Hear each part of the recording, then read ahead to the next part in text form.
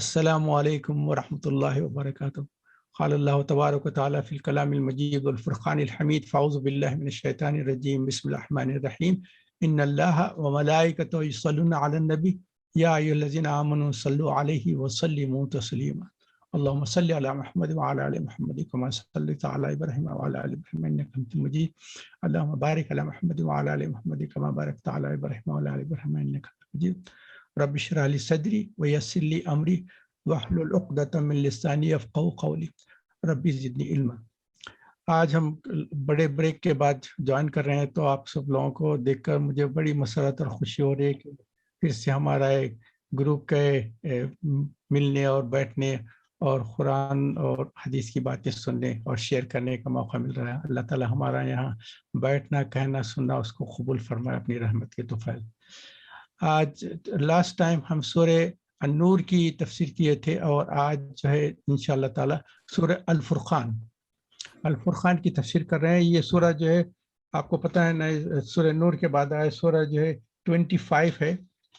اس کے جو ہے 77 آیات ہیں، 6 رکوع ہیں، اور یہ مکی ہے، اور 7000 سے زیادہ ان کے حروف ہیں۔ اچھا، اس سورت کی ایک خاصیت یہ ہے، اس میں تبارک کا جو اللہ تعالیٰ کا نام آیا ہے، تبارک الذی جو آیا ہے نا، تبارک کیا ہے؟ اللہ تعالیٰ کی بابرکت ذات ہے۔ تو تبارک جو ہے پورے سورہ قرآن میں 9 ٹائمز آیا ہے، سمجھیے، اور اس صورت میں 3 مرتبہ آیا ہے۔ تو اس کا مطلب یہ ہے کہ 9 میں سے 3 مرتبہ اس صورت میں آیا ہے تبارک۔ اس کی بہت خاص اہمیت ہے، اور اس سورت کا نام ہے سورہ الفرقان۔ الفرقان کو ہم عربی میں تو الفرقان بولتے ہیں، اس کو ہم اردو میں ہمارے کو آسانی یہ ہے کہ اس کو فرق کرنا۔ فرق کے معنی تو معلوم ہے اردو میں ہم کو، فرق کرنا۔ فرق کس چیز میں کرتے ہیں؟ نیکی اور بھلائی میں، ہدایت اور گمراہی میں، اور اللہ تعالیٰ کے احکامات کی جو ہے پابندی کرنے یا ناشکری کرنے، ناپابندی کرنے کی، اللہ تعالیٰ کے احکام کو فالو کرنا یا نہ فالو کرنا۔ جو اس طریقے سے جو ہے یہ صورت اس چیز کو فرق کر دیتی ہے کہ کون جو ہے ہمارے فالوورس ہے اور کون جو ہے نان فالوورس ہے۔ جو ہماری ہدایت ہم نے جس کو کا اللہ تعالیٰ نے ہم کو توفیق دی ہے، اس کو لینے والے کون ہے اور اس کو ریجیکٹ کرنے والے کون ہو، اس کو بتا دے گا۔ اچھا، قرآن کا دیکھیے آپ، پورا قرآن میں جو پوائنٹس ڈسکس ہوتی ہے وہ 3 پوائنٹس ہیں، ہمیشہ یاد رکھیں۔ قرآن میں جو کئی مرتبہ ہم نے بیان کیا، مگر پھر سے میں ریپیٹ کر دیتا ہوں، قرآن میں 3 چیزوں کے اوپر کانسنٹریشن ہوتا ہے: توحید، رسالت اور معاد۔ توحید تو یہ ہے کہ اللہ کے ساتھ شرک نہ کریں، اس کی وحدانیت پر ہے۔ اور رسالت کیا ہے؟ رسولوں کو جو بھیجا گیا ان کی تفصیلات ہیں، کن کن قوموں کون کون سے رسول بھیجے گئے تھے، ان کی دعوت کیا تھی، اور ان کے ساتھ ان کی قوم نے کیا حالات کرا، اس کے قصے تفصیلات سے۔ تو توحید ہے، رسالت ہے، اور معاد۔ معاد کا مطلب یہ ہے آخرت۔ تو ایک کنسنٹریشن کیا ہوتا ہے؟ صرف آخرت کے تعلق سے بھی۔ تو قرآن کا جو ہے 3 موضوعوں پہ بحث ہوتی ہے: توحید، رسالت، معاد۔ اچھا، اس کے ساتھ ساتھ کیا ہوتا ہے؟ اللہ تعالیٰ کی بڑی رحیمی اور کریمی ہے کہ جب اللہ تعالیٰ نافرمانوں کے لیے وعید اور عذاب اور جہنم کے تذکرے کرتے ہیں، وہاں مومنین اور مسلمین اور جو فالو کرنے والے ہیں ان کے تعلق تسلی بھی دیتے ہیں، سپورٹ بھی کرتے ہیں۔ تو اس کے لحاظ سے 2 ٹاپکس ہو گئے اس میں۔ سارے رسول کس لیے بھیجے گئے؟ یہ سارے رسول جو تھے نذیر بھی تھے اور بشیر بھی تھے۔ نذیر کا مطلب یہ ہے کہ وارنرز، دیکھو نافرمانی کریں گے تو تمہارا حال خراب ہو جائے گا، اور دوزخ میں جو ہے تمہارا داخلہ ہوگا، اور ساری عمر آخرت جو ہے تمہاری آئندہ زندگی ساری جہنم میں گزرے گی۔ یہ انذار کا پہلو، وارننگ ہے۔ اس کے ساتھ ساتھ رسول جو ہے بشیر بھی ہوتے تھے، بشارت بھی دینے والے، کہ جو نافرمان ہیں ان کے ساتھ اگر ایسا ہو رہا ہے تو جو فرما بردار ہیں ان کو بھی اللہ تعالیٰ عزت اور نوازے گا، ان کی جو پابندی کی ہے اس کا جو ہے اجر اور اس کا ثواب عطا فرمائیں گے۔ تو یہ 2 ٹاپکس پہ۔ اچھا، سورہ الفرقان میں جو ہے خاصیت یہ ہے، اس میں انذار کا پہلو زیادہ ہے، بشارت بہت کم آئی ہے، کیونکہ بعض صورتوں میں جائیں گے تو اس میں بشارت بہت زیادہ ہے اور انذار کم ہے، مگر اس صورت میں انذار کا پہلو زیادہ ہے۔ بشارت کا بہت کام ہے. اچھا یہ صورت میں جو ہے میں اس کے 6 رکوع ہیں تو کوئک ہر رکوع میں کیا پوائنٹس آئے ہیں ڈسکس کر لوں گا. مگر آپ کو پتہ ہے نا کہ میرا ایک طریقہ ہے جب میں کسی سورے کے اوپر کنسنٹریشن کرتا ہوں. آپ کو ماشاءاللہ سے یوٹیوب کی وجہ سے اور انٹرنیٹ کی وجہ سے اتنے تفصیلات مل سکتے ہیں بڑے بڑے اسکالرس کے، بہترین ہے، جس کا میں تو ان کا 1% بھی نہیں ہو سکتا. ان چیزوں کا آپ دیکھیں گے تو تفصیلات سے آپ کو پورا سورج سمجھ میں آ جائے گا. نعمان علی خان ہے، یاسر قاضی ہے، مفتی مینک ہے، اور ڈاکٹر اسرار احمد صاحب کے ہیں.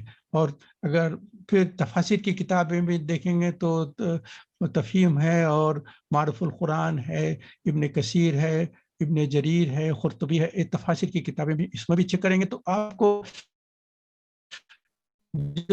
صورت کے بہترین معلومات ہو سکتے ہیں. بہت زیادہ معلومات آپ کو اس سے ہو سکتے ہیں. مگر میں کیا کرتا ہوں اس کو صرف مینشن کر دیتا ہوں تاکہ آپ لوگ اپنے طور پہ اس کو اسٹڈی کریں، اس کو سمجھیں.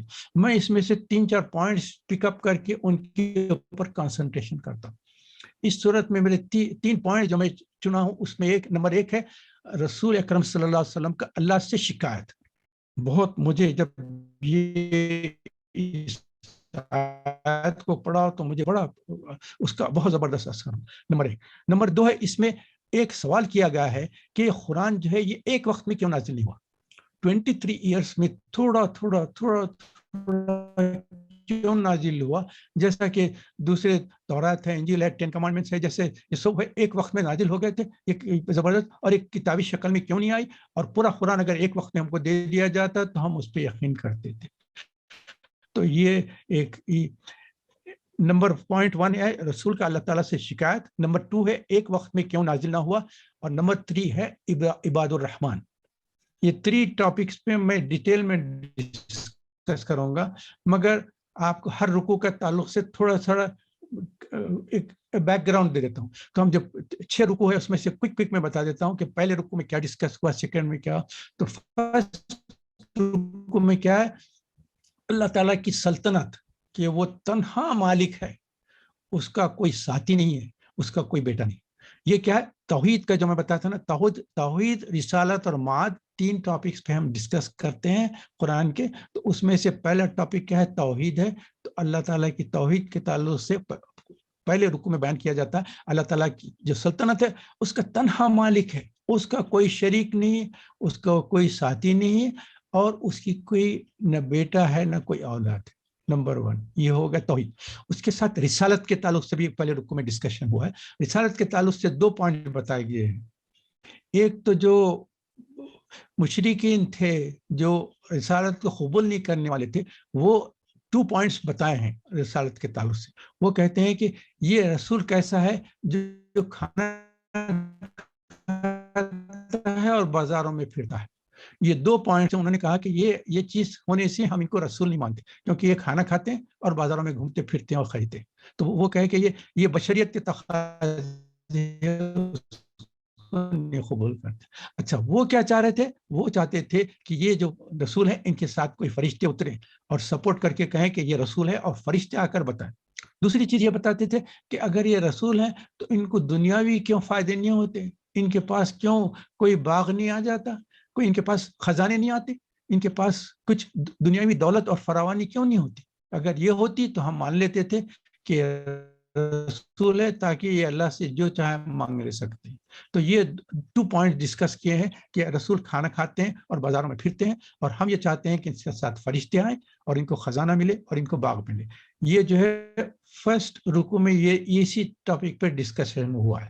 سیکنڈ رکوع میں کیا ہے اللہ تعالیٰ کا بتاتے ہیں. اللہ تعالیٰ کہتے ہیں کہ باغ اور محل اس کی قدرت سے کوئی بعید نہیں، وہ اگر حکم دے دے تو فوری تم جو چاہیں نا باغ بھی مل جائیں گے، خزانے بھی مل جائیں گے، جو چیز چاہیں وہ ہو جائے گی. اختیار، اور یہ اللہ تعالیٰ نے حضور اکرم صلی اللہ علیہ وسلم کو اختیار دیا کہ اگر آپ چاہتے ہیں آپ کو یہ باغ بنا دیا جائے گا.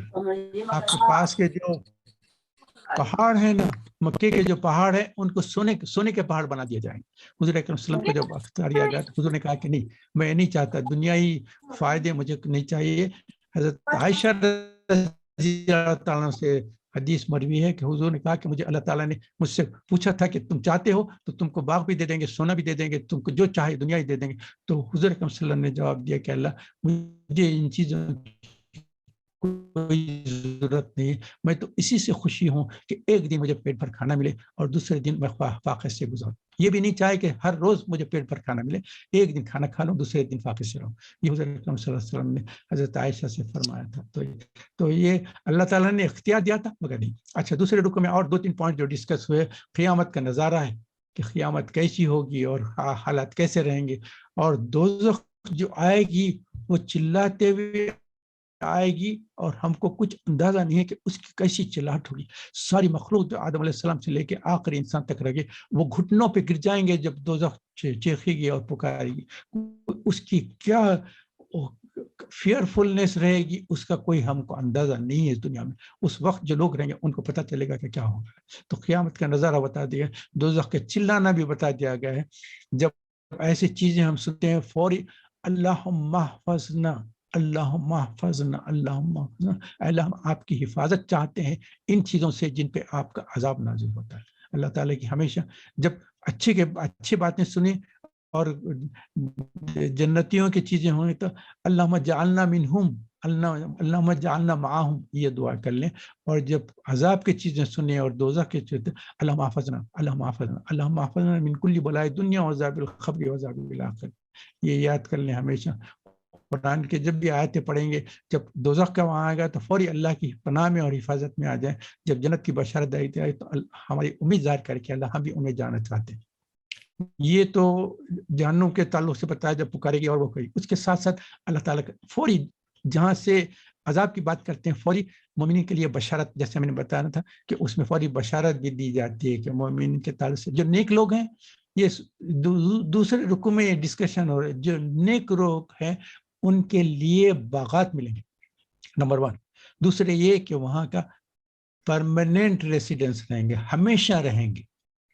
نمبر 3 جو خواہش کریں گے اس وقت پوری ہو جائے گی، مانگنے کی بھی ضرورت نہیں. دل میں سوچیں گے کہ ہم یہ چاہتے ہیں، جب خیال آئے گا تو فوری ان کے سامنے اللہ تعالیٰ وہ چیز ان کے سامنے کر دے گا. تو یہ ان کی خواہش پوری، باغات بھی ملیں گے، وہاں ہمیشہ رہیں گے، ان کی خواہش بھی پوری کے ساتھ ساتھ اللہ تعالیٰ فرماتے ہیں کہ یہ میرا وعدہ ہے ان کے لیے، یہ اللہ کا وعدہ ہے. تو 4 پوائنٹس ہے، باغات ہے، ہمیشہ رہیں گے، خواہش رہے گی اور یہ اللہ کا وعدہ ہے. اس کے ساتھ ساتھ اعمال کا بدلہ بھی ان کو ملے گا. اعمال کا بدلہ کیا؟ ان کے جو اعمال نیک عمل کیے ہیں اس کا اللہ تعالیٰ ان کو اجر عطا فرمائے. یہاں ایک بات میں آپ کو کلیئر کر دینا چاہتا ہوں، یہ ہو سکتا ہے کہ پہلے میں بیان کیا ہوں. جنت میں داخلہ جو ہے اعمال کی وجہ سے نہیں ہوگا. جنت میں داخلہ صرف اللہ کی رحمت سے ہوگا. جب حضور اکرم صلی اللہ علیہ وسلم نے صحابہ کے سامنے کہا کہ جنت میں کوئی نہیں داخل ہو سکتا سوائے اللہ کی رحمت سے، تو صحابہ میں سے کسی نے جرأت کر کے حضور سے سوال کیا کیا آپ بھی حضور؟ تو حضور اکرم صلی اللہ علیہ وسلم کا ریپلائی سنی. حضور نے فرمایا کہ ہاں، میں بھی اپنی اعمال کی وجہ سے نہیں داخل ہوں گا، میں صرف اللہ کی رحمت کی وجہ سے جنت میں داخل ہوں. تو کتنی بڑی بات ہے. تو داخلہ صرف اللہ کی رحمت سے. اس کا میں آپ کو یہاں دنیاوی لحاظ سے ایکسپلینیشن کر دیتا ہوں. آپ کسی کنٹری میں انٹر ہو رہے ہیں تو آپ کو پاسپورٹ کے اوپر ویزا کی ضرورت رہتی. To enter the country visa ضرورت ہے. تو یہ جنت میں انٹر ہونے کے لیے اللہ کی رحمت ضرورت ہے. ہاں، انٹر ہونے کے بعد جب آپ سیکیورٹی سے اور چیک پوائنٹ سے سب نکل کے آپ ایئرپورٹ سے باہر آئیں گے تو کسی کے لیے کوئی بس کرے گا، کوئی کوچ کرے گا، کوئی ٹیکسی لے گا، اور کسی کے لیے لیموزین کھڑے رہے گی، ڈرائیور کھڑا ہوا آپ کا انتظار کرتے رہے گا. آپ جیسے آئیں گے سلوٹ مار کے دروازہ کھولے گا، لیموزین میں بٹھائے گا، وہاں سے ڈرائیو کر کے آپ کو ایک پیلس میں لے کے چلے جائیں. مگر انٹرنس کیا ہے؟ ساروں کا ویزا کی بنا پہ ایگزیکٹلی سارے لوگ ایک ساتھ تھے اس ویزا کے تھرو انٹرنس تو ہو گیا، مگر ایئرپورٹ سے نکلنے کے بعد سارے لوگ مختلف ہو گئے. تو اس کے بعد ہر ایک کے اعمال کے لحاظ سے اس کا جنت اس کا محل ہوگا، اس کا پوزیشن ہوگا، کسی کا ایک محل ہوگا، کسی کے محلات ہوں گے، کسی کے ساتھ اللہ تعالیٰ جو انعامات اکرامات ان کے ساتھ کرے گا تو اس کا کوئی حساب نہیں ہے اور اس کا کوئی کمپیریزن نہیں ہے. تو یہ امپورٹنٹ پوائنٹ آپ کو بتا دیتا ہوں کہ اعمال کا بدلہ ملے گا، کیونکہ جنت میں داخل ہونے کے بعد جس کے جیسے اعمال ہوں گے اس کے لحاظ سے اس کا پوزیشن ملے گا. اچھا، اللہ تعالیٰ نے اس دوسرے رکوع میں ایک اور پوائنٹ میں ڈسکس کیا ہے کہ سوال ہوگا کہ جن کو پکارتے تھے، اللہ تعالیٰ پوچھیں گے جن کو یہ لوگ پکارا کرتے تھے، کیا تم لوگوں نے ان کو معبود بنا لیا تھا، جو شریک بنا لیا تھا، ان سے پکارا کرتے تھے، ان سے مانگا کرتے تھے؟ تو اللہ تعالیٰ ان سے پوچھے گا کہ کیا تم لوگ اپنے آپ کو میرا شریک بنا لیا تھا کہ مجھ سے مانگو؟ تو وہ فوری جواب دیں کہ اللہ تعالیٰ آپ جانتے ہیں کہ ہم کیسا بتائیں گے. تو اب یہ اس کی ایکسپلینیشن میں آپ پتہ چلتا ہے کہ ہم چونکہ اس کے پہلے عیسیٰ علیہ السلام کے تعلق سے ہم ڈسکسز کر دیے تھے. عیسیٰ علیہ السلام سے بھی اللہ تعالیٰ پوچھیں گے کیا تم اپنے کو اور اپنی والدہ کو خدا الہ بنا لیا تھے اور لوگوں سے کہتے تھے کہ؟ تو عیسیٰ علیہ السلام کا جواب ہے سورہ مائدہ میں آپ کو ہم ڈسکس کیا. تو ان کا ہے کہ اللہ تعالیٰ آپ جانتے ہیں، میں تو نہیں کہا تھا کہ میں. مگر اب کیا ہے، اب آپ دیکھیں تو کرسچینٹی میں کیا ہے، اللہ تعالیٰ کو تو دا فادر بولتے ہیں، مگر عیسیٰ علیہ السلام کو Jesus, lord Jesus, lord Jesus. اور جو بھی مانگنا چاہتے ہیں وہ اللہ سے نہیں مانگتے، جیزس سے مانگتے. آپ کو پتہ ہے نہیں؟ تو یہی حال ہے. مگر اس کے ساتھ ساتھ کیا تھا، نوح علیہ السلام کا بھی واقعہ ہے، میں بیان کیا تھا کئی مرتبہ، جو ودہ، سوا، یعوس، یغوس، نصرہ، یہ جو 5 نیک لوگ تھے، ان لوگوں کے تعلق سے ان کو جب لوگوں نے، ان کے اولاد نے کہا کہ ہم تو ان لوگوں کو دیکھے نہیں، بڑے نیک لوگ تھے، آپ ان کے جو ہے قصے بیان کرتے ہیں تو کیسے تھے؟ تو انہوں نے پہاڑوں پہ جو ہے ان کے شکلیں بنا دیے، یعوس، یغوس، نصرہ، ودہ، سوا، یہ 5 جو تھے ان کے. تو بعد کے لوگ تو ان کو صرف شکلیں دیکھ کے پوچھتے تھے کہ یہ لوگ کہاں ہیں؟ تو بڑے یہ بہت نیک لوگ تھے جو اللہ کے پاس پہنچ گئے اللہ کی قربت میں. تو پہلے تو ان کے جو رسپیکٹ کرتے تھے، مگر بعد کے جو جنریشن آئے انہوں نے کہا کہ بھئی اللہ کے جب قریب ہیں تو ہم ان سے ہی مانگتے ہیں، کہ اللہ سے مانگنے کے بجائے کہ آپ جو ہے اللہ سے قریب ہیں، یہ ہم آپ سے مانگتے ہیں، یہ ہمارا کام پورا کر دیں. کیونکہ آپ، اور جو مشرکین تھے وہ کیا کرتے تھے، فرشتوں کو جو اللہ کی بیٹی کہتے تھے، اللہ کے بیٹیاں ہیں، تو کہتے تھے کہ اب اللہ سے مانگنے کے بجائے یہ فرشتوں سے مانگیں گے، کیونکہ اللہ کے لاڈلی بیٹیاں ہیں. بیٹیاں جب اللہ سے کہیں گے تو نعوذ باللہ باپ اپنی بیٹی کی دعا کو کیسا رد کر دے. تو یہ جو ساری چیزیں ہوتے تھے ہو گئے. تو یہ اب ہم جو ہے اس کے تعلق سے 2-3 پوائنٹس اور بول دیتا ہوں، معاف کرنا. ہم اولیاء اللہ کے تعلق سے بھی یہ شروع کر دیے. بڑے بڑے مزارت ہیں اور وہاں جاتے ہیں. شیخ عبد القادر جیلانی رحمۃ اللہ علیہ، ان کے اب جاہلیت کی وجہ سے لوگ جو ہے وہ انبیاء سے مانگتے تھے، اس کے بعد اولیاء سے مانگنا شروع کر دیے کہ اب اللہ سے ہم کام مانگیں، آپ اللہ سے قریب ہیں اور آپ کا بڑا مقام ہے، ہمارا یہ کام نہیں بنا. اب آپ کو پتہ نہیں، مجھے بڑی شرمندگی ہوئی، حیدرآباد میں یوسف شریف صاحب کی درگاہ ہے، درگاہ یوسفین بولتے ہیں. وہاں گئے تو وہاں کا حالت کیا ہے، وہ مجاور ہیں لوگ، جو ہے درگاہوں کے اطراف جو ہے جیسا طواف کے اطراف جو ہے سرکلز مارتے ہیں نا، ویسے درگاہوں کے پاس ایسا سرکلز مارنا شروع کر دیا. اس کے بعد جو ہے وہ کاغذوں پہ لکھ کے چٹھیاں جو ہے درگاہوں پہ لگا دیتے ہیں. اس میں ایک چٹھی کسی نے کھول کے دکھا تو اس میں لکھا ہوا تھا، اولاد کے لیے بہت پریشان ہوں، اللہ سے مانگ کر دیکھا کچھ نہ ہوا، نعوذ باللہ، رسول سے مانگ کر دیکھا کچھ نہیں ہوا، اب آپ کی خدمت میں آیا ہوں، اب آپ کا مجھے یہ اولاد کا عطا کرنا ضروری ہے، پلیز آپ مجھے اولاد عطا فرمائیں. نعوذ باللہ، یہ پرچی پہ لکھا ہوا ہے، یہ درگاہ یوسفین میں لگی ہوئی. آپ دیکھیں تو یوسف شاہ شریف صاحب درگاہ یوسفین کے جو لوگ ہیں ان سے اللہ تعالیٰ سوال کریں گے کہ یہ لوگ تم سے مانگا کرتے تھے، کیا تم نے بتایا تھا کہ مجھ سے مانگو؟ وہ بھی جیسا عیسیٰ علیہ السلام نے کہا ویسے یہ بھی جواب دے دیں کہ اللہ آپ کو پتہ ہے ہم نے ہرگز نہیں کیا. وہ تو توحید کے اوپر شیخ عبد القادر جیلانی کو غینت الطالبین، اگر موقع ہو تو کتاب پڑھیں، دیکھیں توحید کے اوپر کتنا زبردست ان کا اعتقاد تھا اور ان کے کیسے خیالات تھے. مگر بعد کے لوگوں نے شیخ عبد القادر جیلانی کو جو ہے کیسے کیا بنا دیا اور ان سے مانگنا شروع کر دیا اللہ کو چھوڑ کر. تو یہ صرف میں بیان کر دے رہا ہوں کیونکہ اس آیت میں آیا تھا کہ اللہ تعالیٰ سوال کریں گے کہ کیا تم لوگوں نے اپنے آپ کو میرا شریک بنا دیا تھا کہ مجھ سے مانگو. تو وہ جواب دیں کہ اے اللہ، جیسا عیسیٰ علیہ السلام نے جواب دیا ویسی میں جہاں تک سمجھتا ہوں یہ سب اولیاء اللہ بھی اللہ تعالیٰ کے سامنے کہیں کہ اے اللہ آپ گواہ ہیں کہ ہم نے کبھی کسی کے سامنے یہ نہیں کہا کہ اللہ کو چھوڑ کر ہم ان سے مانگو، مگر یہ لوگ اپنی جہالت کی بنا پہ ہمارے مزاروں پر آ کے ہم سے مانگنا شروع کر دیے تھے جس میں ہمارا کوئی حصہ نہیں ہے، آپ جانتے ہیں. تو جیسا عیسیٰ علیہ السلام نے جواب دیا ایسے دوسرے اولیاء اللہ بھی جواب دے دیں گے. اور اس کے ساتھ ساتھ کیا اور ایک غور طلب بات کیا ہے کہ وہ کہیں گے کہ ایک پوائنٹ یہاں میں آپ کو بتا دینا چاہتا ہوں، چونکہ آپ یہ دوسرا رکوع پڑھیں گے تو اس میں لاسٹ میں یہ پوائنٹ آ جائے گا.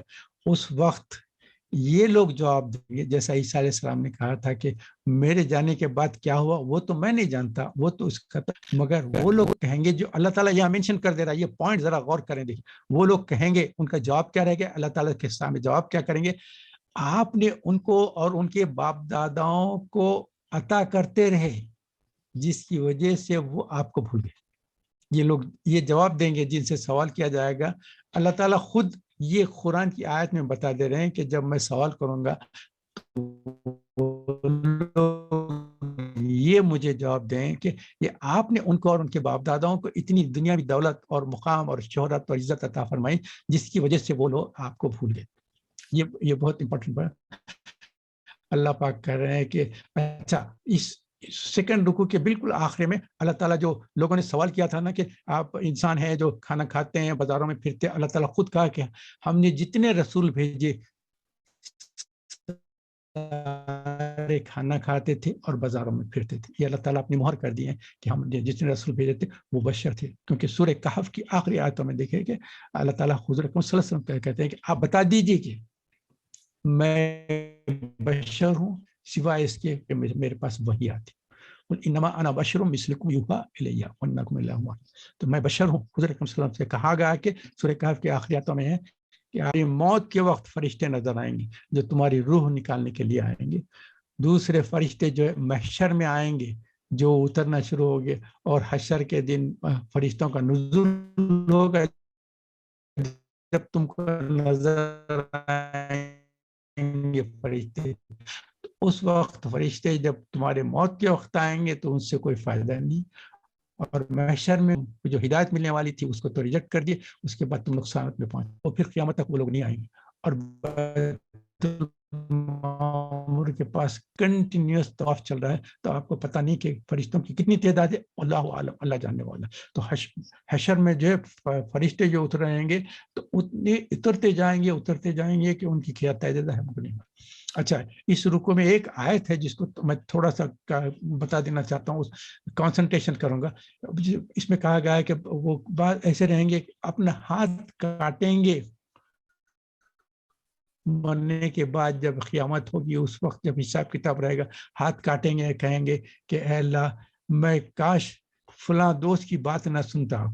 اس کے تعلق سے تفسیر کی کتابوں میں، تفسیر قرطبی میں بہت زیادہ تفصیل سے بتایا گیا ہے.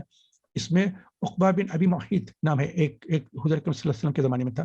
حضور اکرم صلی اللہ علیہ وسلم کے پاس گیا تھا، وہ حضور اکرم صلی اللہ علیہ وسلم آئے تھے تو وہ کھانے پہ بلایا، بیٹھے کھانا کھائے. تو اس وقت حضور نے اسلام اس کے سامنے پیش کیا تو اس نے کلمہ پڑھ لیا. اس کے بعد جب گیا ہے تو امیہ بن خلف، آپ کو پتا ہے نا، یہ بلال رضی اللہ تعالیٰ کا اونر تھا، وہ بڑا سخت مشرک تھا. اس کو جب پتا چلا کہ اس کا دوست تھا عقبہ بن ابی معیط، اس نے کہا کہ میں سنا ہوں تم نے اسلام قبول کر لیا. تو اس نے کہا کہ ہاں، میں ان کی صحبت میں بیٹھا تھا، کھانا بھی کھا رہے تھے، اس وقت انہوں نے پیش کی تو مجھے یعنی ہچکچاہٹ ہو کہ کوئی مہمان ہے یا میزبان ہے ان کے ساتھ بیٹھے ہیں، ان کے ساتھ کھا رہے ہیں، اور ان کی بات کو کیسا ریجیکٹ کر دوں. جب انہوں نے پیش کیا تو میں نے کلمہ پڑھ لیا.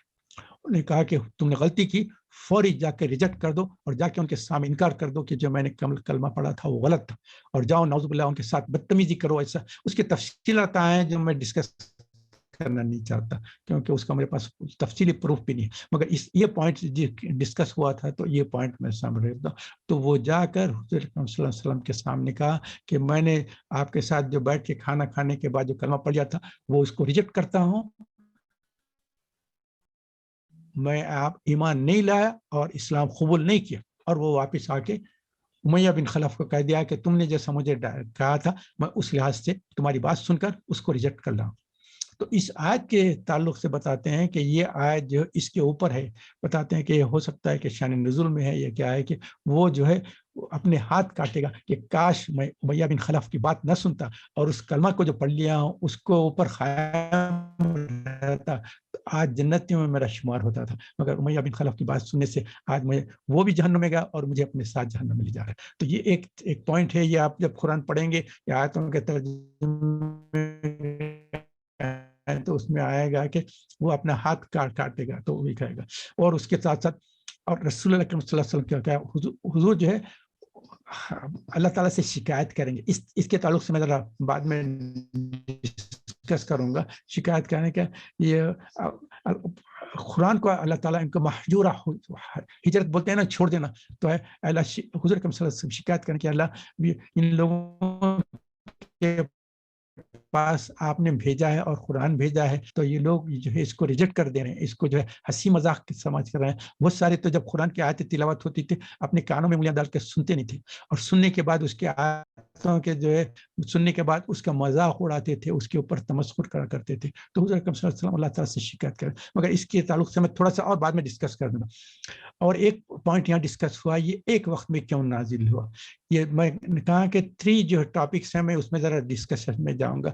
اچھا، فورتھ جو چوتھا رکوع ہے اس میں موسیٰ علیہ السلام، ہارون علیہ السلام، نوح علیہ السلام، قوم عاد، قوم ثمود اور اصحاب الرس، ان کے تعلق سے یہ فورتھ رکوع میں یہ انہوں کے تعلق سے ڈسکشن ہوا۔ اصحاب الرس کون تھے؟ یہ کنویں والے بتاتے تھے، یہ لوگ ایسے تھے کہ اس کی تفصیلات بہت زیادہ ہیں مگر میں جاننا نہیں چاہتا۔ ایک قوم تھی جو اپنے جو رسول تھے، جو نبی تھے، انہوں نے کہا تو ان کی بات نہیں سنی، البتہ انہوں نے کیا کیا، ان کو ایک کنویں میں ڈال کر اس کو کور کر دیا تاکہ وہ کنویں کے اندر ہی رہ جائیں اور وہیں ختم ہو جائے۔ اللہ تعالیٰ نے ان کو بچا لیا، اس کے بعد لوگ آئے ان کے اوپر ایمان لائے اور پتھر سے ہٹا کر ان کو اوپر نکال لیے، پھر اس کے بعد ان کو جو ماننے والے جو مانے، جو نہ ماننے والے تھے ان کو اللہ تعالیٰ نے تباہ و برباد کر دیا، جیسا کہ قوم عاد، قوم ثمود، اصحاب الرس کے تینوں جتنے بھی اقوام اپنے رسولوں کو ریجیکٹ کیے ہیں، ان کی بات نہیں مانی ہے، اللہ تعالیٰ نے ان سب کو ضائع کر دیا۔ 5واں رکوع جو ہے اس میں دن رات، سورج، ہوائیں، پانی، اس کے تعلق سے ڈسکش ہوا ہے۔ اس کے ساتھ ساتھ مرج البحرین آیا ہے کہ 2 پانیوں کو اللہ تعالیٰ بتائے ہیں کہ 2 ایسے پانی ہیں، اس میں کوئی پارٹیشن نہیں، میٹھا ہے، ایک کھارا ہے، ایک کا کلر ڈیفرنٹ ہے، دوسرے کا کلر ڈیفرنس ہے، ایک کے اندر کی جو ہے جو کریشن ہے نیچے جو سمندر میں رہنے والے وہ الگ ہے، اس دوسرے میں ہے، ایک میں جو ہے بالکل ڈیڈ ہے، مطلب یہ کہ کوئی اس میں کوئی لائف نہیں ہے، اس کے اندر کوئی ڈسکوری نہیں ہے، کوئی چیز اس میں زندہ نہیں رہ سکتی، ایک میں جو ہے ساری زندگی ہے، اس میں مچھلیاں ہیں، سی ورلڈ ہے، سب ڈیڈ۔ تو اللہ تعالیٰ بتاتے ہیں کہ دیکھو ہم نے 2 سمندروں کو، 2 پانیوں کو ایسا رکھا ہے کہ ان کو بازو بازو رکھا ہے مگر اس کے بیچ میں پارٹیشن نہیں۔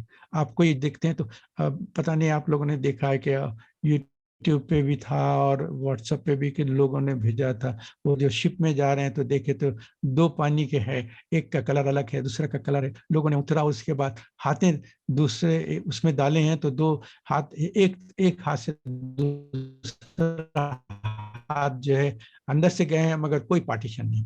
اس کے جیکس کروسٹو ایک جس میں 10 سال 15 سال پرانی بات کر رہا ہوں، جو سی ورلڈ کا اسپیشلسٹ تھا، اس نے جو ایمان لایا ہے اس کو اس وجہ سے لایا کہ جب وہ ڈسکوری میں کرتا تھا تو اس نے کہا کہ میں ایک جگہ ایسے دیکھا ہوں کہ 2 پانیاں ہیں، ایک دوسرے سے ملتے بھی نہیں ہیں اور اس میں کوئی پارٹیشن نہیں ہے، کمپلیٹلی اپوزٹ ہے اس کے۔ تو انہوں نے کہا کہ آپ یہ کیا کر رہے ہیں، آپ سمجھنے کہ آپ نے ڈسکوری کی ہے، ہمارے کو تو 1400 سال پہلے قرآن میں بتا دیا گیا تھا، مرج البحرین یلتقیان بینہما برزخ لا یبغیان، سورۃ الرحمن کی آیت ہے۔ انہوں نے کہا تو جب اس نے یہ آیت پڑھی اور اس کے ترجمہ دیکھا تو اس نے کہا کہ یہ میں سمجھا کہ میری ڈسکوری ہے، مگر اللہ تعالیٰ نے تو 1400 سال پہلے بتا دیا تھا کہ اللہ تعالیٰ نے، تو وہ کئی چیزوں پہ ڈسکس کر کے جیکس کروسٹو نے ایمان لایا، پھر مسلمان ہوا. تو یہ خالی مرج البحرین کے تعلق سے ہوتا.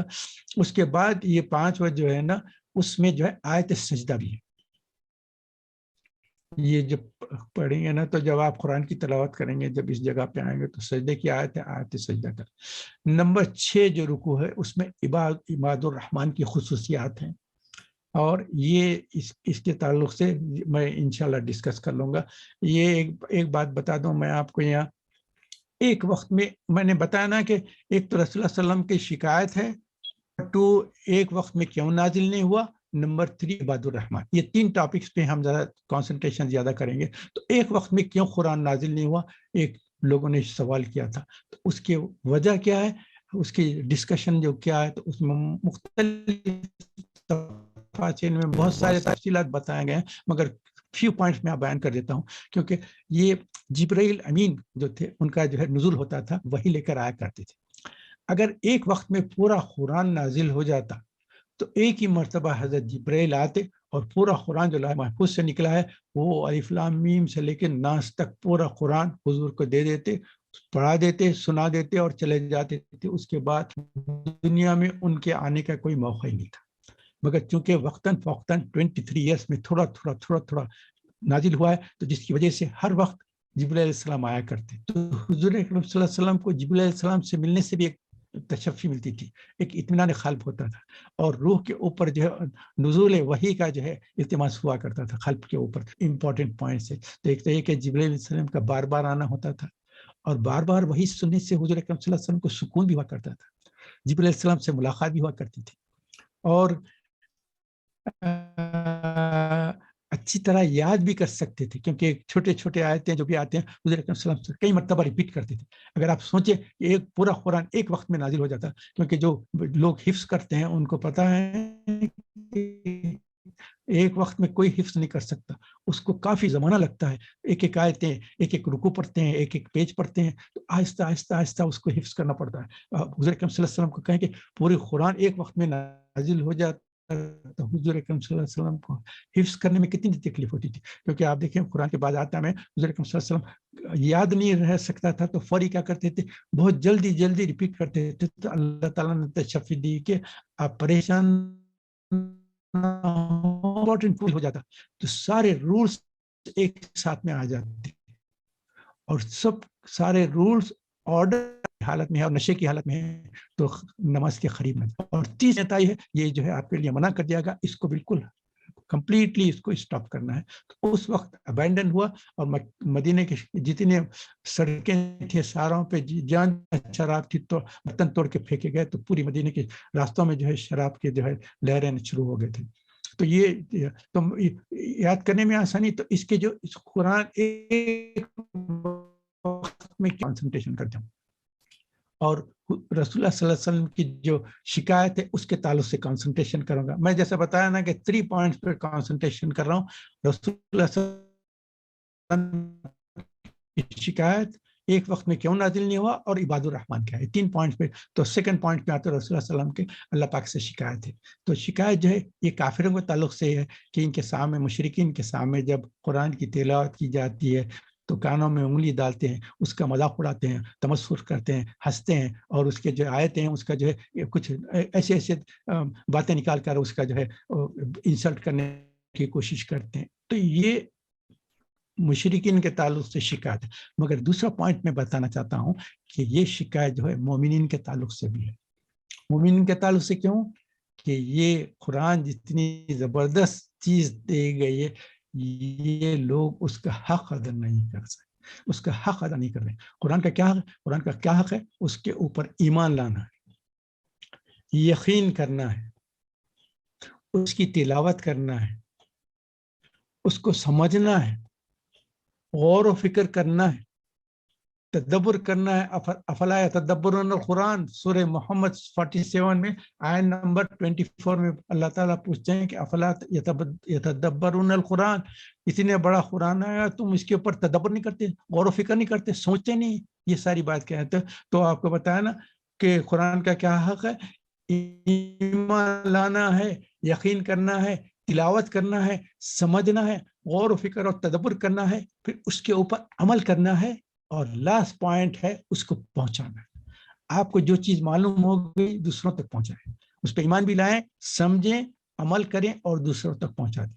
یہ بہت اہم پوائنٹ تھی جو اللہ تعالیٰ سے حضور تو ہمارا یہ نہ ہو کہ قرآن کو کبھی دل چاہا تو کھولے کچھ پڑھ لیے، جب دل چاہا نہیں۔ ایک پریکٹس عادت کر لیں کہ روز ہم قرآن کھولیں، کچھ نہ کچھ اس کی تلاوت کریں۔ یہ ایک رکو ہو، 2 رکو ہو، کوارٹر ہو، ہول پارا اگر پڑھ سکتے ہیں تو ڈیلی اس کی پریکٹس کر لیں، جو بھی آپ کو آسانی سے ہو سکتی ہے اس کی کنٹینیوشن کریں کہ اس میں کوئی بریک نہ ہو۔ ہمیشہ روز صبح آپ فجر کی نماز پڑھ لیں گے یا اس کے بعد اشراق پڑھ لیں گے، جب بھی ہو پریکٹس کر لیں کہ آج میں اتنا پڑھوں گا اور اتنا پڑھیں گے، اس کے بعد اتنا آپ مارک رکھ لیں، اس کے بعد نیکسٹ ڈے یہ کریں گے۔ تو ایک پریکٹس کریں کہ قرآن کو کبھی کوئی ایسا دن نہ ہو کہ جس میں آپ نے تلاوت نہ کی ہو، قرآن کو کھول کر نہیں دیکھے، اس سے اس کا جو نور ہے، آپ کتاب دیکھنے سے وہ آنکھوں سے آپ کے دل تک وہ نور آئے گا، اور اس کے معنوں کے اوپر بھی غور کریں۔ اس کے بعد کچھ احکامات ہوں گے تو اس پہ عمل بھی کریں، اور کوئی اچھی پوائنٹس آپ کو معلوم سے بھی ملاقات ہو ان کے ساتھ پہنچا بھی دیں اس کو۔ تو یہ بہت اہم چیز ہے۔ تو قرآن اللہ تعالیٰ کے پاس جو رسول اللہ علیہ وسلم کی شکایت ہے اس کے تعلق سے یہ پوائنٹ میں ڈسکس کر لوں۔ اب لاسٹ پوائنٹ پہ آتا ہوں، وہ ہے عباد الرحمن۔ یہ جو ہے لاسٹ چیز ہے، اس کے اوپر بولنا چاہتا ہوں۔ عباد الرحمن کے تعلق سے جو ہے 13 پوائنٹس ڈسکس ہوئے ہیں عباد الرحمن۔ اچھا، سارے بندے کس کے ہیں؟ سب اللہ کے بندے ہیں نا؟ بندے کس کے ہیں؟ اللہ کے ہیں۔ مگر اگر خود اللہ تعالیٰ چن کے کہے کہ یہ میرے بندے ہیں تو ان کا بڑا پوزیشن ہو گیا۔ خود اللہ تعالیٰ کہہ رہے ہیں کہ یہ میرے بندے ہیں، تو عباد الرحمن کا نمبر 1 پوائنٹ کہ اللہ کے بندے ہیں، اور اس کی تصدیق اللہ کہتا ہے کہ یہ میرے بندے ہیں۔ عباد الرحمن اللہ کہہ رہے ہیں کہ یہ میرے بندے، پوائنٹ نمبر 1۔ نمبر 2 کیا ہے؟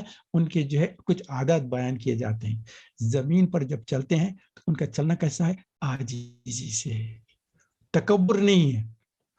اللہ تعالیٰ کو تکبر سخت ناپسند ہے۔ کوئی ایسا چلتا ہے کہ جیسا زمین پہ پیر مار کر چلتا ہے، کہ سورہ لقمان میں بتا دیا گیا ہے کہ کیا تم جب اپنے بیٹے کو جب کہتے ہیں کہ بیٹے کے پیر مار کے چلے کہ جیسے کہ تم کیا پہاڑوں کو نیچے کر دیں گے؟ کیا پہاڑ اور اپنے گردن یہ تکبر ہے، غرور اور تکبر۔ اللہ تعالیٰ کہتے ہیں کہ میری چادر، اگر میری چادر کوئی کھینچنا چاہے تو میں اس کو تباہ اور بات کروں۔ اور تکبر کے تعلق سے کیا ہے؟ پہلا تکبر شیطان نے تکبر کیا، وہ کہا کہ یہ تو مٹی کے بنے ہوئے ہیں، میں تو آگ سے بنا ہوا ہوں، میرا پوزیشن اونچا ہے، یہ جو ہے نیچے کی پوزیشن۔ سب سے بڑا تکبر، سب سے پہلا تکبر شیطان نے کیا۔ اور انسانوں میں سب سے پہلا تکبر کرنے والا قابیل ہے۔ آدم علیہ السلام کے جو بیٹے تھے حابیل اور قابیل میں، کین اینڈ ایبل جو ہم بچوں کو انگلش میں پڑھا کرتے تھے، وہ کیا؟ اس نے تکبر کیا کہ میں ان سے خوبصورت ہوں، اور جس لڑکی سے میں شادی کرنا چاہتا ہوں وہ اس لڑکی کو چننا چاہتا ہوں جو خوبصورت ہے، وہ جو میرا بھائی ہے حابیل وہ اس قابل نہیں ہے کہ اس خوبصورت لڑکی سے شادی کرے، میں اس قابل ہوں، میں بیسٹ ہوں، میں اچھا ہوں، تو میں چاہتا ہوں کہ میں اس لڑکی سے شادی کروں، وہ تو نچلے درجے کا، تو اپنے آپ کو اونچا کیا اور دوسرے کو نیچا کیا۔ تو اس کی وجہ سے تو سب سے پہلا تکبر جو ہے کرنے والا شیطان ہے، اور انسانوں میں سب سے پہلا تکبر کرنے والا قابیل ہے، اور خون نہا کرنے والا سب سے پہلا جو ہے قابیل ہے۔ آپ کو پتہ ہے نا۔ تو اللہ تعالیٰ محفوظ فرمائے تکبر سے اور غرور سے۔ اللہ تعالیٰ سے ہمیشہ دعا کرتے ہیں کہ اللہ تعالیٰ ہم کو عاجزی اور انکساری عطا فرمائے۔ ایک پوائنٹ آپ کے یہاں تکبر کے تعلق سے بیان کر دیتا ہوں، ٹائم شارٹ ہے تو کوئک بول دیتا ہوں۔ تکبر سے ہم سمجھتے ہیں کہ یہ شاید پیسے والے جو ہے دولت مند ہے، جائیداد ہے، اتنی ہمارے پراپرٹیز ہے، ہمارے پاس یہ ہے وہ ہے، یہ تکبر ہم سمجھتے ہیں کہ ویلتھ، تکبر پرائیڈ آف ویلتھ جو بولتے ہیں، یہ تو ایک چھوٹی سی چیز ہے۔ میں آپ کو بتا دوں جو آپ غور کرنے کے لیے بتانا چاہتا ہوں کہ تکبر کیا ہے معلوم؟ علم پہ بھی تکبر ہوتا ہے، نالج، میرے پاس تو اتنی نالج ہے، میں یہ بہت جانتا ہوں، یہ ان کو تو معلوم بھی نہیں ہے۔ تو یہ جو تکبر، علم کا بھی تکبر ہو سکتا ہے، بہت اہم بات ہے تکبر کا علم کا. دوسرا تکبر کا عبادت کا. میں تو 5 وقت کی نماز اور ایسا کرتا ہوں اور میں جو ہے میرے یہ اچھائیں نیکیاں ہیں اور میں تہجد کے لیے اٹھ کر پڑھتا ہوں اور میں منڈے اور تھرسڈے کا روزہ رکھا کرتا ہوں. 13 15 کے روزے میں کوئی نہیں چھوڑتا. یہ عبادت کرتے ہیں, اس کے بعد کہتے ہیں کہ اچھا یہ لوگ تو پتہ نہیں بس رمضان کے روزے رکھیں گے, اس کے بعد تو ایک روزے کو پوچھتا بھی. اور یہ کیا تلاوت کیا کرتے ہیں, بس رمضان آ گیا تو قرآن پڑھا برا گا اپنی عبادت پہ کہ میرے پاس, میں عبادت میں ان سے بہت اونچا ہوں, یہ عبادت میں میرے سے بہت نیچے. تو علم کا تکبر, تفسیر کی کتابیں پڑھتا ہوں, ان کو تو بیچاروں کو تو پتہ بھی نہیں کہ تفسیر کی کتاب کیا. اور پھر میں اتنی عبادتیں کرتا ہوں, یہ کہاں عبادت کرتے. تو غرور اور تکبر علم کا بھی ہو سکتا ہے, عبادت کا بھی ہو سکتا ہے, شہرت کا بھی ہو سکتا ہے, عزت کا بھی ہو سکتا ہے, طاقت کا بھی ہو سکتا ہے, حکومت کا بھی ہو سکتا ہے. جس کے پاس پاور ہے, جو پوزیشن والا, میرا یہ پوزیشن, یہ لوگ کیا ہیں, ان کے پاس نہ نالج ہے, نہ پوزیشن ہے, نہ کوالیفیکیشنز. میرے پاس دیکھو, میرے پاس کوالیفیکیشن, میرے پاس ایکسپیرینس ہے. اور مجھے دیکھو, اور آپ کو پتا ہے نا وہ جو حمان کا تھا, جو موسیٰ علیہ السلام کے زمانے میں تھا, پیسہ اتنا تھا کہ اس کے جو ہے خزانوں کی کنجیاں لوگ اونٹوں پہ لے کے لوگ کھانوں پہ اٹھایا کرتے تھے. کئی نالج ہے, مجھے اس کی نیک ہے کہ کہاں انویسٹ کروں اور کیسے لکھ پتی بن جاؤں. تو یہ میری نالج ہے, میری علم میں ہے یہ سارا. تو یہ تکبر کرتے ہیں جو اللہ تعالیٰ کو ناپسند ہے. تو فوراً کہا ہوا حمان کو, جب تکبر سے بولتے رہا تو لوگ دیکھتے رہے کہ اچھا یہ تو بڑا قابل آدمی ہے, مگر اس کے اتنی دولت تھی, اس کے جو کچھ بھی تھا سب کو اللہ تعالیٰ نے دھسا دیا, غرق ہو گیا, زمین کے اندر دھس گیا. تو جب لوگوں کو پتا چلا تو سب لوگوں نے توبہ کیا کہ کل ہم سمجھ رہے تھے کہ یہ بہت کامیاب انسان ہے اور ہم بھی ایسا ہوں گے, اب اللہ سے توبہ کرتے ہیں, اللہ تعالیٰ ہم سے غلطی ہوئی. تو یہ تکبر کے تعلق سے یہ پوائنٹ کر دیتا ہوں. نمبر 1 عباد اللہ کیا ہے, اللہ کے بندے ہیں. نمبر 1 اللہ تصدیق کرتا ہے. نمبر 2 ہے زمین پر جب چلتے ہیں تو تکبر نہیں کرتے, اپنے آپ کو سنبھال کے چلتے ہیں, ان کے ساری سے چلتے ہیں. نمبر 3 جب بات چیت کرتے ہیں تو بات چیت جو ہے نرمی سے کرتے ہیں, اس میں بحث نہیں کرتے. اور جاہل لوگوں سے احتیاط کرتے ہیں. کوئی جہالت سے بات کریں گے نا تو اس کو جہالت سے جواب نہیں دیں گے, اس کے ساتھ اچھی طریقے سے جواب دیں گے. اس کو کہیں گے, اکثر لوگ کہتے ہیں جاہل سے مراد یہ ہے کہ جو علم نہیں رکھنے والے, مگر بعض وقت ایسا ہے علم رکھنے والے کچھ بحث کرنا چاہتے ہیں. تو کبھی ایسا علم رکھنے والے اگر کوئی بحث کرنا چاہیں نا تو ان کے ساتھ بھی جو ہے اچھی طریقے سے بات کریں, ان کے بحث میں اپنے آپ کو مبتلا نہ کریں. جب بھی, چونکہ آپ سورہ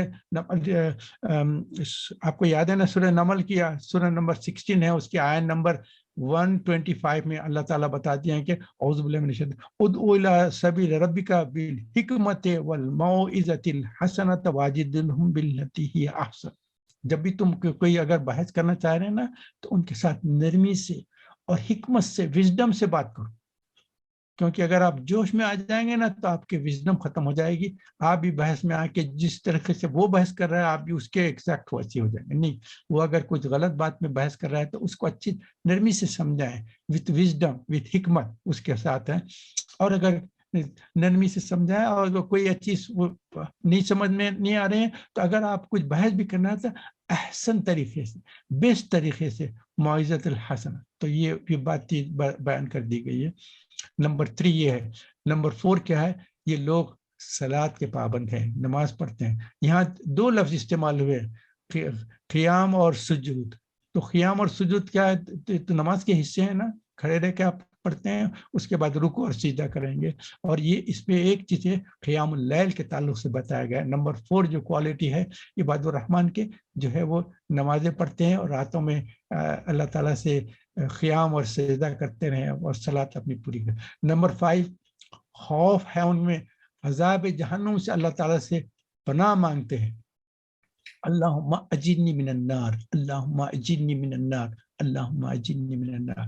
وہ ہے نا وہ 8 seconds a day keeps the hell fire away, بلکہ ایک آپ کو میں شاید واٹس ایپ پہ بھیجا بھی تھا کہ ہمیشہ دن میں 3 مرتبہ منیمم نہیں تو 7 ٹائم کریں اللہم اجرنی من النار، اللہم اجرنی من النار، اللہم اجرنی، اللہم انی اسألک الجنہ، اللہم انی اسألک الجنہ، اللہم انی اسألک الجنہ. اللہ میں عذاب سے اور جہنم سے آپ کی پناہ مانگتا ہوں اور میں جنت میں جانے کی آپ سے اس سے دعا کرتا ہوں. تو جب یہ دعا کرتے ہیں تو حدیث میں بیان کیا گیا، تو جب کوئی انسان کہتا ہے تو جہنم کہتی ہے اے اللہ یہ آپ سے میرے جہنم میں جانے سے پناہ چاہ رہا ہے تو آپ اس کو مجھ میں داخل نہ ہونے دیں. یہ جہنم اللہ سے کہہ دیتی ہے، اور جنت کہتی ہے اللہ یہ مجھ میں داخل کرنے کی اس سے دعا کر رہا ہے تو اس کو مجھ میں داخل کر دیں. تو یہ حدیث میں بھی ہے. آپ کو انشاءاللہ پھر اگر چاہے تو میں آپ کو بھیج دیتا ہوں. 8 seconds a day keep the hell fires available کے. نمبر 6 عباد الرحمن کے جو کوالٹیز ہے اس میں نمبر 6 کیا ہے؟ مال کے خرچ کرنے میں اعتدال کرتے ہیں، بے جا خرچ نہیں کرتے، نہ کنجوسی کرتے ہیں نہ بے جا خرچ کرتے. کیونکہ آپ کو پتہ ہے نا بے جا خرچ کرنے والوں کو کہا اللہ تعالیٰ نے کہا کہ شیطان کے بھائی جو ہے بالکل بے جا خرچ کرتے ہیں. اتنا نہیں کہ ہاتھ بالکل نہ روک لے کہ اپنے گلے سے ہاتھ باندھ لے، یہ بھی قرآن میں بتایا گیا کہ اتنے کنجوس نہیں ہے کہ ہاتھ کھلتا ہی نہیں، اور یا اتنے خرچ کرنے والے ہیں کہ بے جا اڑا دیتے ہیں.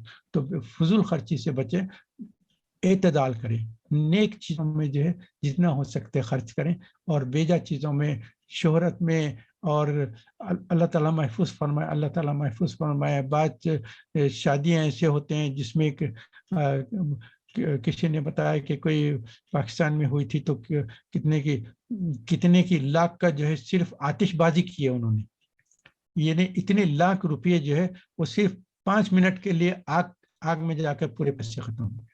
تو یہ جو بے جا خرچ کرتے ہیں اس کا بھی اللہ تعالیٰ کے پاس سوال و جواب ہوگا. اس سے ہمارا مومن کا کام یہ ہے کہ اس میں اعتدال کریں کہ جہاں ضرورت ہو خرچ کریں، اپنے خاندان پہ خرچ کریں. سب سے پہلے آپ کے خاندان والوں کا حق ہے آپ کے مال پہ، ان کے اوپر خرچ کریں. اس کے بعد دوسروں کا حق آتا ہے، جو فی سبیل اللہ جو آتا ہے وہ 5ویں درجے پہ آتا ہے. تو یہ خیال رکھیں کہ مال خرچ کریں، جب ضرورت ہے ضرور خرچ کریں.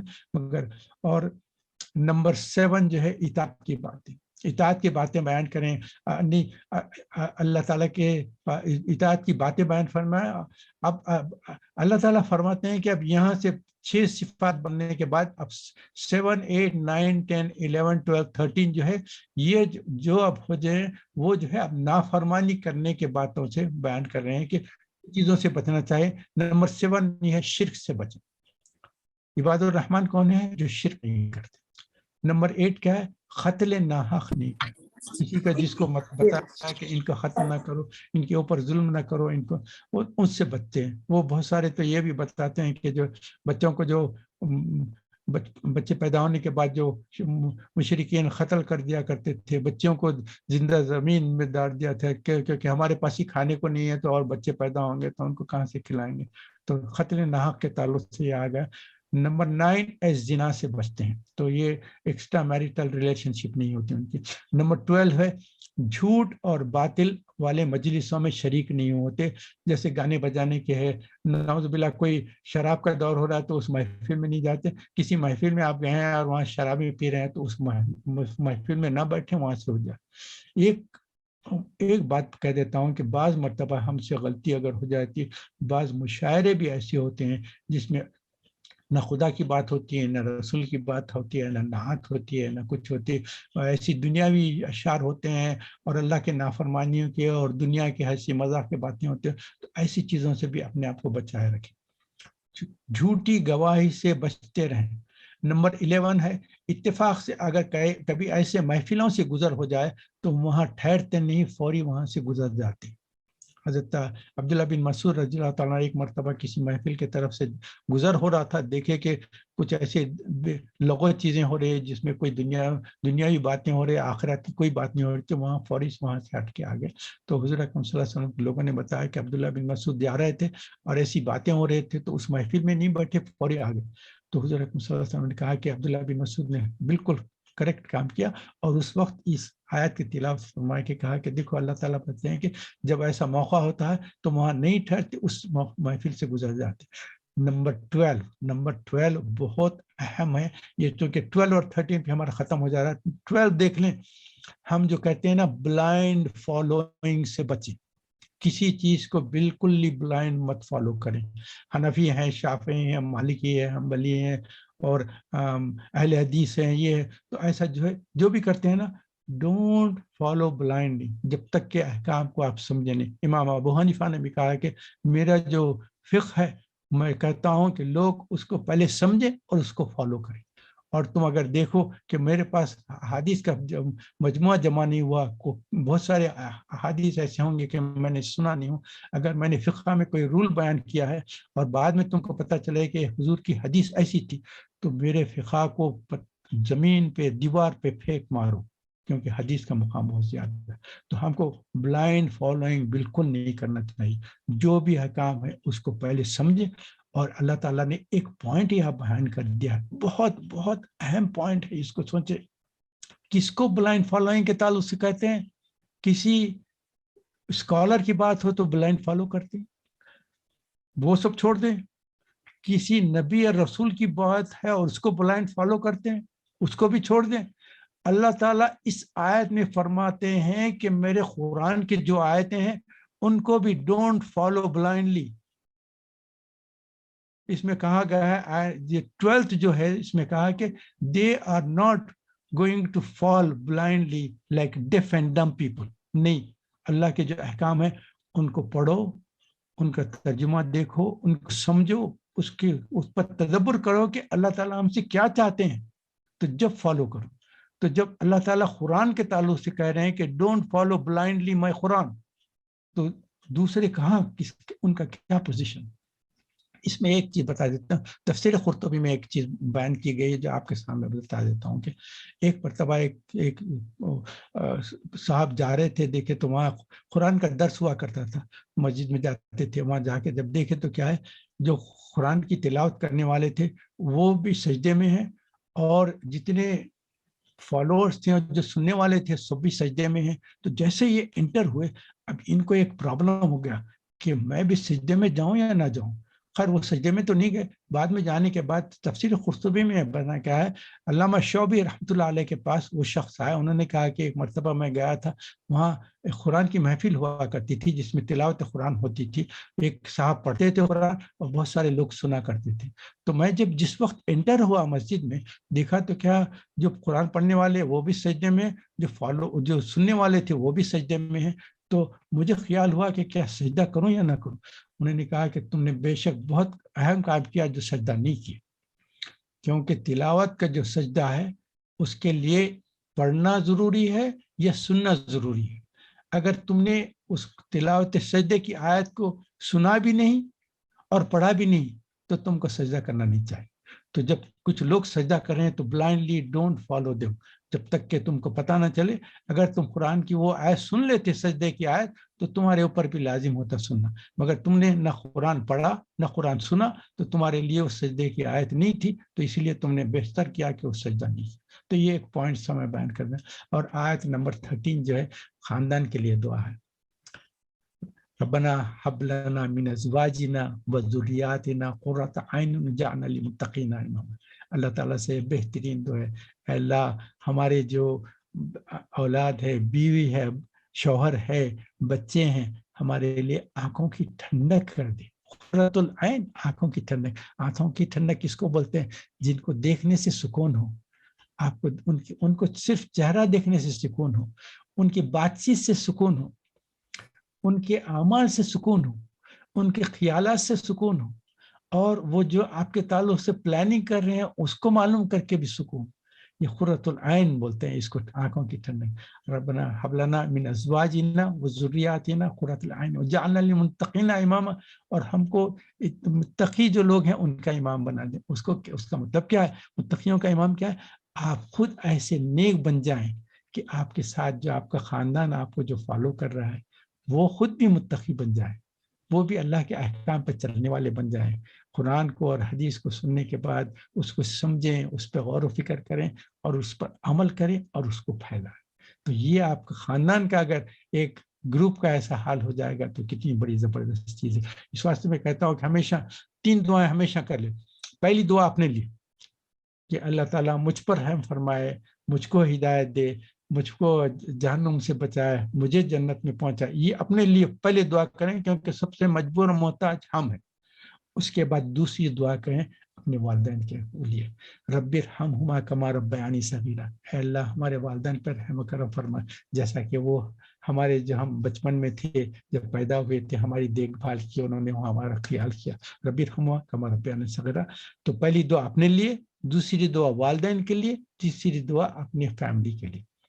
رب ارحمہما کما ربیانی صغیرا ربنا هب لنا من ازواجنا وذریاتنا قرۃ اعین واجعلنا للمتقین اماما. یہ سب سے زبردست چیز ہے. اور آخرت میں یہ جو بالکل ختم ہو رہے ہیں نا، اس میں یہ ہے کہ خاتمہ اللہ تعالیٰ کہتے ہیں خاتمہ جو ہوگا جنت میں جائیں گے، وہاں محل ملے گا، وہاں فرشتے مبارکباد دیں گے آپ کو. سورہ زمر کے آخری آیت میں جائیں، وسیق الذین کفروا، جو اللہ تعالیٰ بتاتے ہیں کہ جو گروپ آئے گا جنتیوں کا، جو گروپ آئے گا، وہ جب گروپ آئے گا تو فرشتے ایسے کور کر لیں گے، سلام سلام سلام سلام کے آتے. اللہ تعالیٰ ان سے کہیں گے تم کو خوشخبری ہو کہ تم اللہ تعالیٰ کے جو احکامات کی پابندی کرنے کے بعد جو ہے اب جنت میں جانے والے ہیں. فرشتے آپ کو سلام کریں گے، مبارکباد دیں گے. آخری پوائنٹ جس پہ فنش کر دیتا ہوں وہ ہے اللہ تعالیٰ کہتے ہیں کہ اللہ تعالیٰ کو تمہاری عبادت کی، تمہاری دعاؤں کی کسی قسم کی حاجت نہیں. اللہ تعالیٰ کہتے ہیں کہ اگر ساری مخلوقات 100% اللہ تعالیٰ کی اوبیڈینٹ ہو جائیں تو اللہ کا پوزیشن بال برابر اوپر نہیں ہو سکتا. اور اللہ تعالیٰ کے ساری مخلوقات نافرمان ہو جائیں، اللہ کی کوئی بات کو نہ قبول کریں تو اللہ کا پوزیشن بال برابر نیچے نہیں ہو سکتا. تو اللہ کا تو پوزیشن اتنا بڑا ہے. عبادتیں کرنے اور دعائیں مانگنے اور اللہ کے احکام کی پابندی کرنے سے اللہ کے پوزیشن پہ کوئی فرق نہیں. تمہارے لیے فائدہ ہے، تم کو اس کا فائدہ ملے گا، تم کو اس کا اجر ملے گا. تو آپ اللہ تعالیٰ سے دعا کرتے ہیں کہ اللہ تعالیٰ جو کہا گیا سنا گیا اس کو قبول فرمائے، جو اس میں مجھ سے کوتاہی ہو گئی اللہ تعالیٰ اپنی رحمت کے طفل معاف فرما دے. تو سورہ فرقان کی جو پوائنٹس تھے میں نے بیان کیے دیے، مگر آپ کے ذمے یہ ہے کہ اس کی پوری تلاوت کریں. سورہ الفرقان، اس کے ترجمے پہ جائیں. اگر آپ کے پاس کوئی حدیث، آپ کے تفسیر کی کوئی کتاب ہے تو اس پہ بھی غور و فکر کریں. میں تو صرف منشن کیا ہوں، آپ اس کو غور و فکر کریں. اس میں سے صرف 3 پوائنٹس کو ڈسکس کیا ہوں. رسول اللہ اکرم صلی اللہ علیہ وسلم کا اللہ سے شکایت، نمبر 2 یہ قرآن ایک وقت میں کیوں نازل نہیں ہوا اس کو ایکسپلینیشن کر رہا ہوں. نمبر 3 عباد الرحمن کون ہے، جو ایسے ہیں اللہ تعالیٰ کہتا ہے کہ یہ بندے میرے ہیں، یہ میرے بندے ہیں. تو اللہ تعالیٰ اسپیسیفائی کریں ان کے جو ہے 13 پوائنٹس ہیں، ان پہ غور و فکر کریں اور کوشش کریں کہ یہ عباد الرحمن کے جو کوالٹیز بیان کیے ہیں یہ ساری کوالٹیز ہم کیسا ڈیولپ کریں گے. بہت آسان نہیں ہے، مشکل ہے. آہستہ آہستہ کانسنٹریٹ کریں گے. تکبر سے کیسا بچنا ہے، بات چیت کیسی اچھی طریقے سے کرنا ہے، شرک سے بچنا ہے، اور جھوٹی محفلوں سے اپنے آپ کو بچانا ہے، اور جو ہے اپنے خاندان والوں کے لیے دعا کرتے رہنا ہے. اور بالکل کوئی چیز بلائنڈلی فالو مت کریں. جو چیز آپ فالو کرنا چاہیں اس کے تعلق سے تحقیق کر لیں، جو آپ کو سمجھ میں آ جائے گا تو فالو کریں. سبحانک اللہم و بحمدک نشہد ان لا الہ الا انت نستغفرک و نتوب الیک. دعا کر لیں گے. اگر کوئی کوشچن ہے تو پوچھ لیں، تو یا نہیں تو پھر دعا کر کے، کیونکہ 1 گھنٹے سے زیادہ ہو گیا. معاف کرنا. اللہ تعالیٰ برکت. اللهم بارك على محمد وعلى ال محمد كما باركت على ابراهيم. اللهم اني اسالك ايمانا كاملا ويقينا صادقا وعملا متقبلا ودعاء مستجابا ونظر الرحمه وفضلا دائما واجرا عظيما وبدنا صابرا ولسانا ذاكرا وقلبا خاشعا وقلبا صابرا وقلبا شاكرا وقلبا منورا، توبة نصوحا وتوبة قبل الموت، راحة عند الموت، ومغفرة بعد الموت، والعفو عند الحساب، والفوز بالجنة نجاة من النار. اللهم حبب إلينا الإيمان وزينه في قلوبنا وكره إلينا الكفر والفسوق والعصيان وجعلنا من الراشدين وجعلنا من المتقين وجعلنا من المحسنين وجعلنا من الشاكرين وجعلنا من المخلصين وجعلنا من المخلصين وجعلنا من المخلصين وجعلنا من العابدين وجعلنا من الصادقين وجعلنا من الشاكرين وجعلنا من عبادك الصالحين لا خوف عليهم ولا هم يحزنون ربنا آتنا في الدنيا حسنة وفي الآخرة حسنة وقنا عذاب النار رب ارحمهما كما ربياني صغيرا ربنا هب لنا من ازواجنا وذرياتنا قرة اعین واجعلنا آمین آمین ثم آمین اللہ تعالیٰ جو بھی دعائیں کریں اپنی رحمت کے تقاض قبول فرما آمین ہمارے یہاں بیٹھنا سننا کہنا اس کو قبول فرما اللہ تعالیٰ جیسا ہم سارے لوگ یہاں بیٹھ کر آپ کے قرآن کی تلاوت کرتے ہیں آیتوں پہ غور و فکر کرتے ہیں اس پہ عمل کرنے کی کوشش کرتے ہیں ہمارے لیے اپنی ہدایت کے فیصلے فرما دے اور ہمارے لیے آسان فرما دے اور جیسا ہم لوگ یہاں جوائن ہوتے ہیں اللہ تعالیٰ جنت میں بھی ہم سب کو ایسے ہی جمع کر دے ایسی وہاں محفلیں بیٹھے اور ایک دوسرے سے بیٹھ کے وہاں باتیں کریں کہتے ہیں کہ ایک زمانہ تھا دنیا میں ہم لوگ بیٹھ کر ایسے باتیں کرتے تھے اللہ تعالیٰ کا کتنا فضل ہے کہ اللہ تعالیٰ ہم کو جنت میں اس جگہ جمع کر دیا ہے یہاں بیٹھیں گے اور جو جو دل میں خیال آئے گا اللہ تعالیٰ اس خواہش کو فوری پورا کر دیں گے سبحانک اللہم و بحمدک نشہد لا الہ الا انت نستغفرک و نتوب الیک